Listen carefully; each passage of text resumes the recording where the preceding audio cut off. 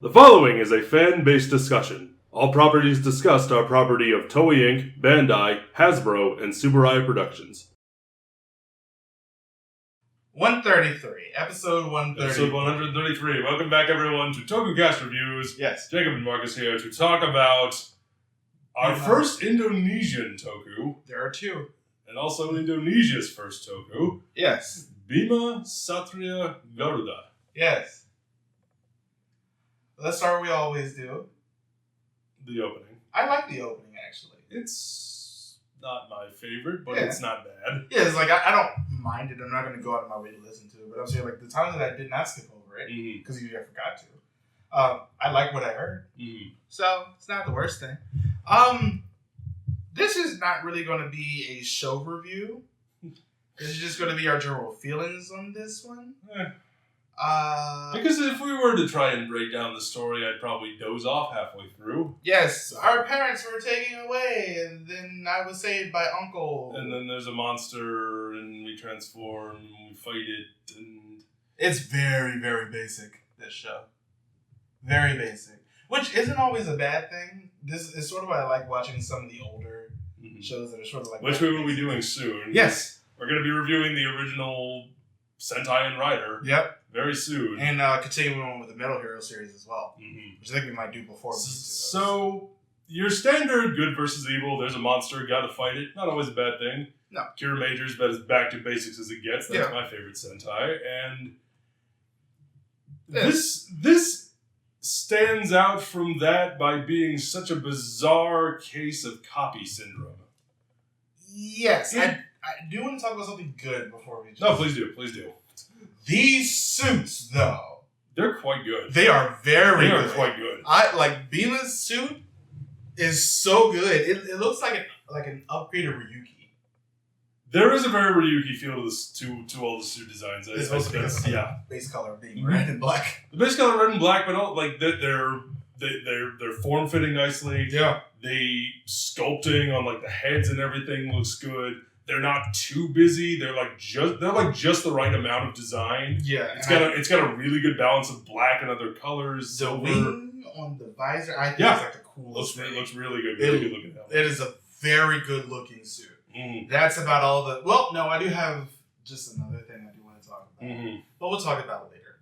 Because they have like this whole parallel world thing happening in this show where the parents are taken to. And that's where the Hudo have like reigning over or something like that. And they're coming to attack the Earth because of Earth's resources. Which, to be fair, I like that as a motivation. I think that is a very good motivation. Presentation. And execution of that notwithstanding. Oh boy. These are very... You have a discount Black RX villain in Iron Mask. It really feels like they showed them, by they I mean like Toei, like showed whoever was in charge of this, because this is an Ishimura production. It's an Ishimura production. It is a co-production between Indonesia and Japan, and it feels like the Japanese side showed the Indonesian side like, here's Kamen Rider, like here's what we do. Here's the past couple shows we've done, and the Indonesian side were like, okay, we'll do that. How hard could it be? One of our Indonesian fans has talked on this show saying that Indonesia, especially because I think this was 2013, has an issue with their special effects and how really cheap they can look in this show.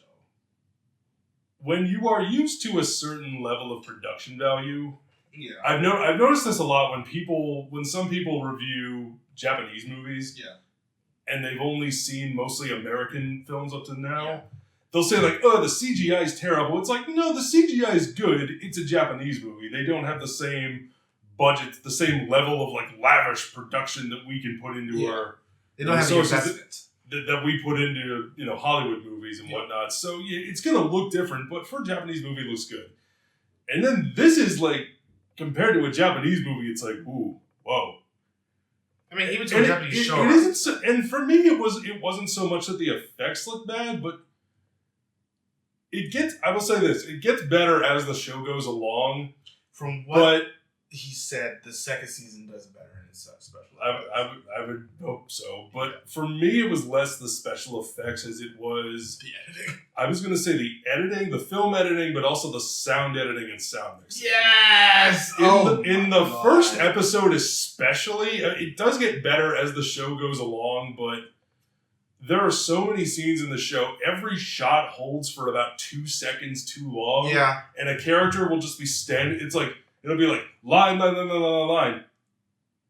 And then we cut. Yeah. And then, oh my goodness, like the first action scene where it's like, in a lot of the action scenes, for one, the music is way too loud. It is. The music is too loud. And it feels like they only had one microphone. Yes. And it was up here. They had one microphone, and it was like maybe a shotgun mic that was attached to a different camera, and they had to share that because you will hear somebody, like you'll hear vocal foley during a fight scene, like yeah, and like and that kind of stuff. You'll hear that, but it sounds like it's being recorded in another room. Yes, and not to mention they love to put sound effects over everything. Mm-hmm. And they're very loud. Yes, and unnecessary. Yeah. Good God. There were some times in this show where I'm sitting here like, wow, you make choices, and I wish you would not make those choices, but instead those choices were made. And people head turn. People punch. Hey, you want some water? Sure. Like, that's so not needed. Why was this choice made? I don't know. And did you notice how whenever there was like a grunt or a yell, some sort of combat foley, the rest of the audio like cuts out completely? Yeah. It'll be like and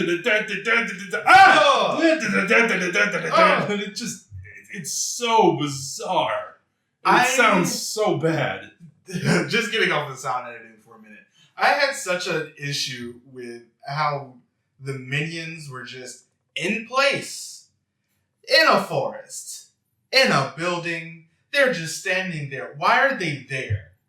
There's never any reason given as to, because like they don't always come with a monster. Sometimes the minion's just out in the place. They're just out doing shopping. Yeah, and then they somehow just know that you have to go attack Randy and capture him or the girl and capture her. And I'm sitting here like, you don't give a good enough reason as to why things are happening. Things just happen.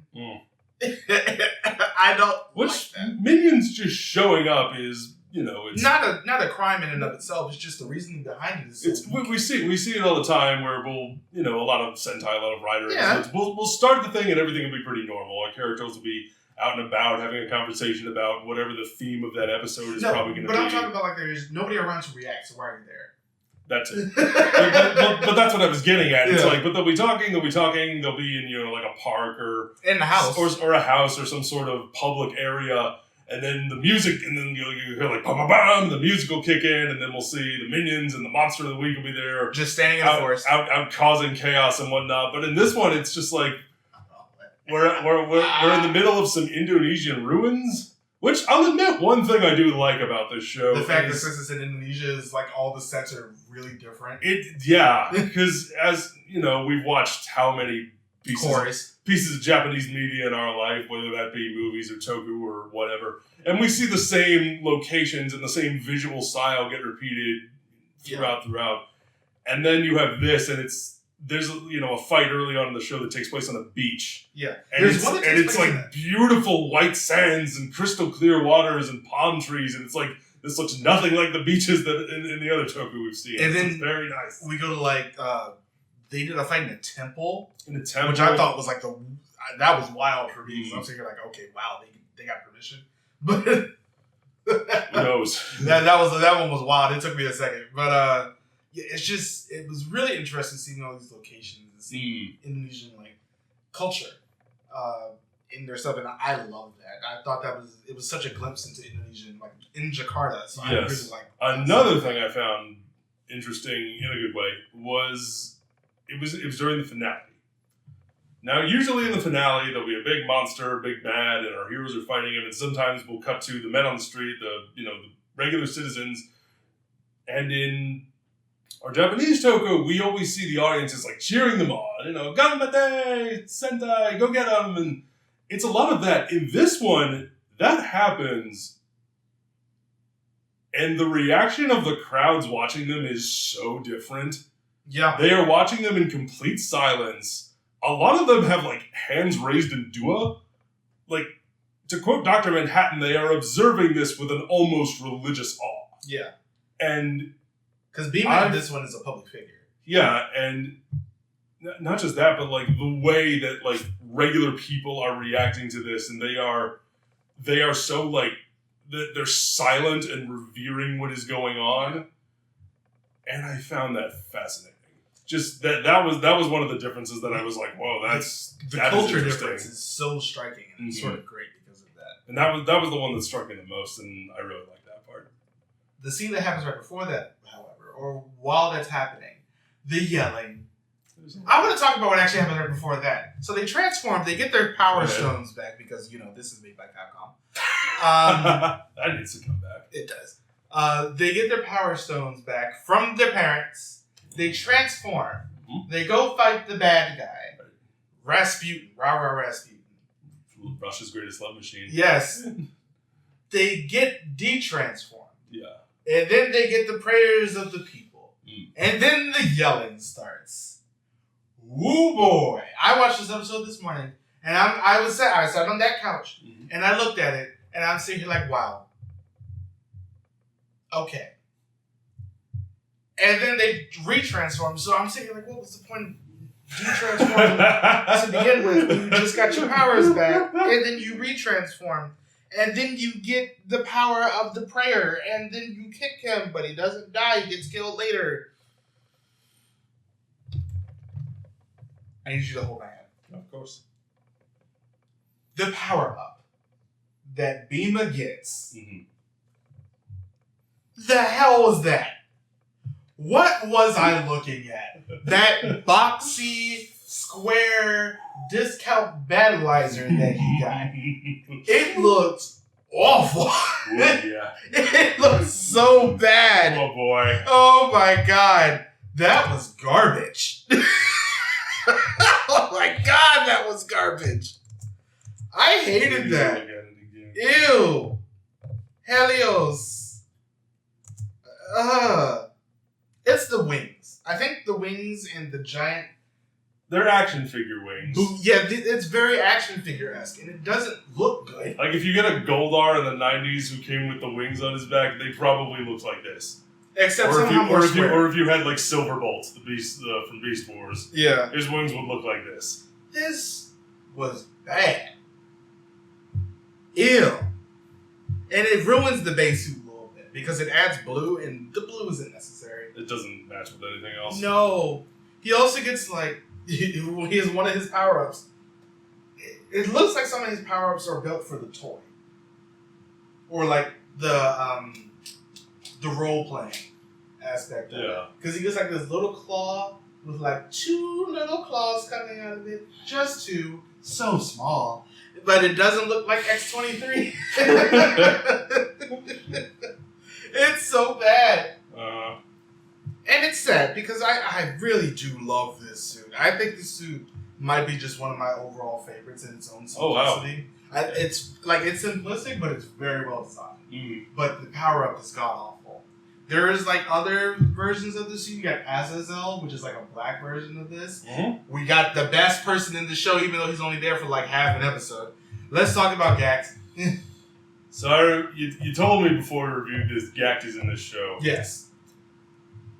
And I looked him up, and it was like, oh, he's in there for 2 episodes. Yeah, he's in more than X, but yeah. But he could have been played by anybody. I honestly, that character could have been played by anybody. Yeah, because he barely says anything. But I'll say this: Gact has a sort of gravitas. Whenever he's on screen. He is a revered performer for a reason, yes. He has so much just like, oh, I want to pay attention to him. And also, he is very pretty. He is a very attractive man. Watching him in this show, I'm sitting here like, yes, middle school me is coming back. Because the truth is real. He is very attractive. Even now, he's a vampire, so I mean, what do you do? But he was probably the best part of the show, if only because the charisma that he brought to the lines and him speaking legitimately 3 languages in this show.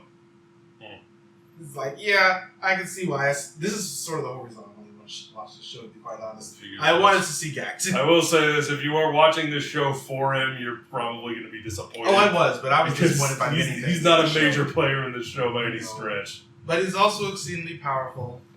Yeah. And then he goes back to the parallel world, and that's about it. He had to return to his home planet. Yes.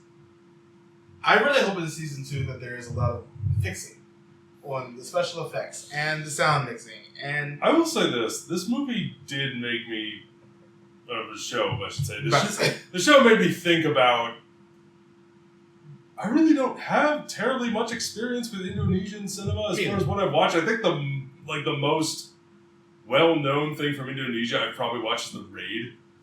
Great movie. Yeah, awesome movie. Oh, it's so good. But thinking about because I looked up Indonesian movies, and the first one that I recognized was oh yeah, The Raid. I've totally seen that. That movie rules. Have you seen The Raid too? I have. That one was a little bit more brutal. Oof. And I think The Night Comes For Us is also Indonesian, but I don't know off the top of my head.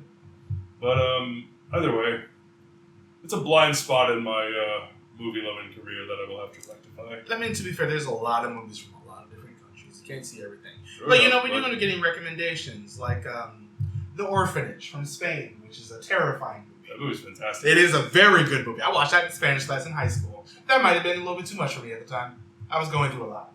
Best class ever, jeez. Yeah, that was still a really good movie. I got to watch The Patriot with Mel Gibson when I was in history class when I was in 7th grade. That was the best class ever. We watched, that movie rules. Also in Spanish class, we watched Selena. I still cannot listen to the last 2 songs of that movie without breaking down in tears. I love that movie. But back to this. In all honesty, okay, I need to talk about one more thing before I get my final thoughts. Please do. The action directing and the shots that they do when they're doing action. They did not get a good stunt director or just a general action director for this. And it hurt the hell out of this show. Yeah. They had one cool moment at the end where Bima's brother, who was there literally the entire time, but he didn't know he was a brother until the end. He comes in, slide kicks, and the guy goes flying, and then Bima comes in cartwheels and kicks him out of the screen. I thought that was really cool. Eventually, occasionally you'll get good stuff, but it's so buried. And the action direction, the way that they shoot a lot of the action scenes as well, it's they'll do they'll do the action, but then they'll zoom in so the punch doesn't actually isn't shown as connecting. And then we'll go to the next thing. So the editing is not telling a story that should be shown on the screen, and it's bothering me. And it's sad because this honestly had one of my favorite villain thing. You know I love when the villains mess with the finances or something around the world. And they had the one episode where they hacked into banks and broke down the financial institution of Indonesia. And I say here oh, I really like that. Again, though, it is this show. So they don't really do a lot with it. A lot of effects aren't shown. Except immediately when the bank goes down and there's a riot breaking out because people are broke. I would not recommend this show in all honesty. Neither would I. Also, it's 2013. Why is this not in HD? It looks like a show that was shot in 2004. Yeah, it's really weird. I wonder if X is in HD. I hope it is. Because we'll be doing that eventually. But join us next time. Yeah. For Neo Ultra Q. Yes, we're doing Neo Ultra Q. Excited for that. Yes, me too. Mostly because it's short. Even though this show was short, it felt like it took forever. This is 26 episodes. It felt like I was already watching 1971 Rider. But yeah. Let us know what you think about Bima Satria or Bima Satria Garuda X in the comments below. Please do. And join us next time for Neo Ultra Q. Don't forget to join us all the things. Bye, everybody. Thank you for watching.